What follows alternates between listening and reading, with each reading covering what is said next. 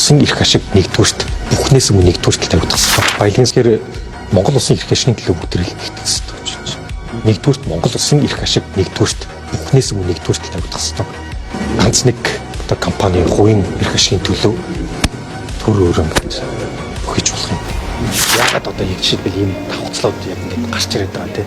Яг тэр давхцал дээр хин одоо жишээлбэл хардах хэрэг бас байна. А гэхдээ тэр давхцал нь одоо зүгээр ингэ цаг хугацааны таарсан ч гэсэн яг нэглээд гадаад үндэсээс авах юм бол Монгол улсын хамгийн одоо ив нэгдэлтэй тийм одоо яг эрх ашигтай ингэ хамтдаа нэгдэх цаг үеийн яг нэг өнөдөр мөн байгаа байхгүй. Дараа нь оюутлын онтрын одоо яригдаж байна шүү дээ. Энд чи хэдэн тэрбум долларын эрх ашиг байхгүй. Дараагийн 20-30 жилдээ Монгол улсын эдийн засагт ямар нөлөө үзүүлэх вэ? Бидний үр хүүхэд оюутлогоос ашиг хүртгүүгүй юу? Энэ асуудал ярьж байгаа шүү дээ.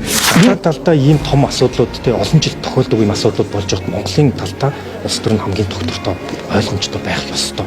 Энэ дээр бол бүгдээрээ нам хамаарахгүйгээр тийм одоо үзэл баримт хамаарахгүйгээр нэг зүйл бол одоо яг нэглэхэд бол оюутлах юм шүү дээ. Энэ дээр бол эх орныхоо одоо эрх ашигын төлөө одоо нэгдүгээр тавил зогсол ёстой гэж байна.